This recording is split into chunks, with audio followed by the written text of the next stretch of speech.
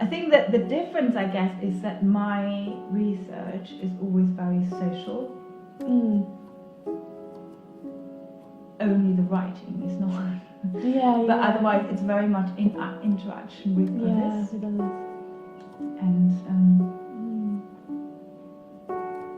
whereas I guess I see that mine is interacting with lots of different voices. It's just because the thing is, you think it's a difference between maybe kind of reading interviews, so you have the voice, different theories, so it's still people's thoughts and it's just.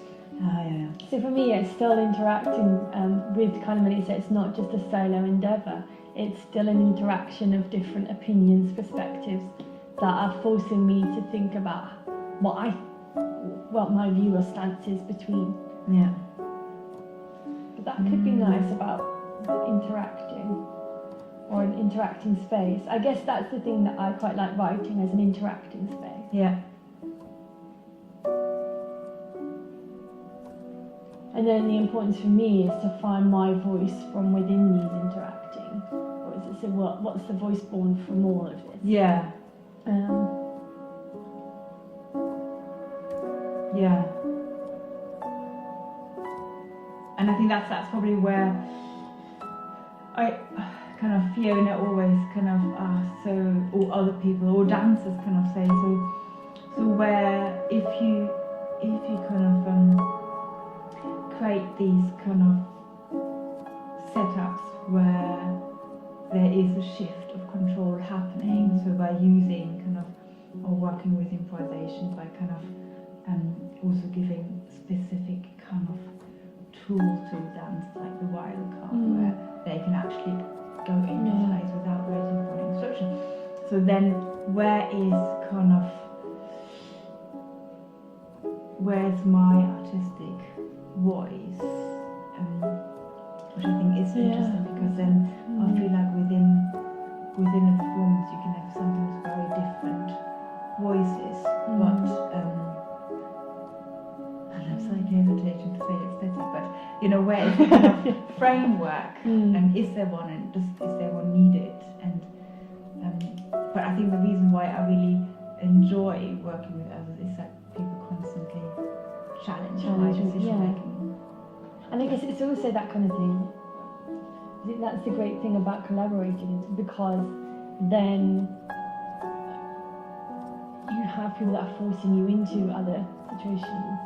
So it's kind of actually, there's this thing of like, this is kind of what I think the potential of something could be, but then it can be widely expanded or whatever through other people just going, well, I thought of this and this and this, and it adds so much more. Than maybe. But then interestingly is that if you think about your research, an interactive one with different voices, you pick which voices you want to hear. And that's what Dahlia sometimes says to me. She says, yes, you kind of pretend to have this kind of shift of control to happen, and you kind of pretend that we can take on control, but at the end of the day, you have the kind of super power where you can take things back. And if it's not, that kind of thing where sometimes you say, oh, you expected it to be like that, and then it didn't happen, or it wasn't what you'd planned. And I guess then you can kind of easily kind of go, hang on, you've had that wild card, but you didn't use it wisely. Here's another. Here's what I want to see. So you're still shaping.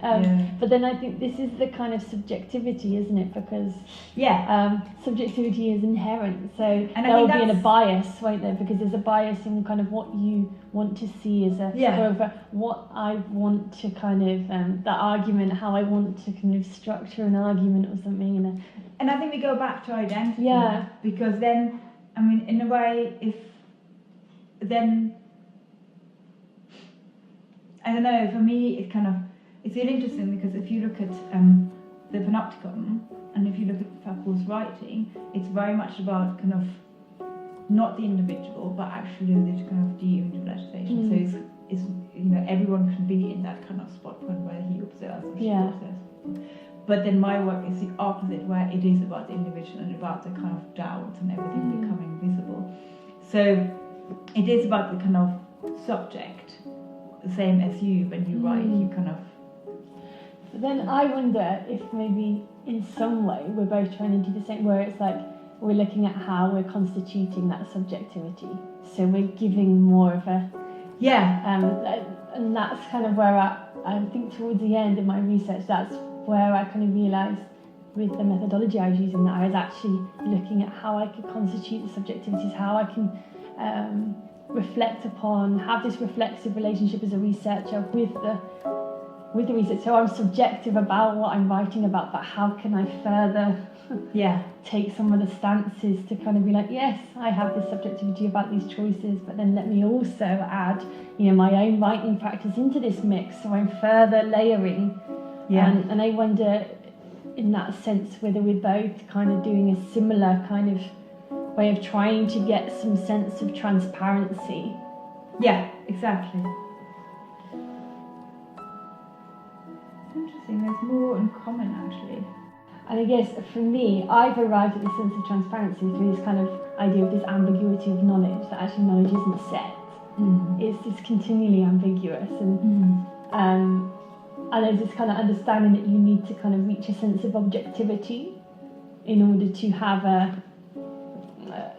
almost like this kind of scientific understanding. It's like, but actually we can kind of be subjective about it. And how about if we go the other way? So not see that we need to transcend subjectivity, but actually get into subjectivity.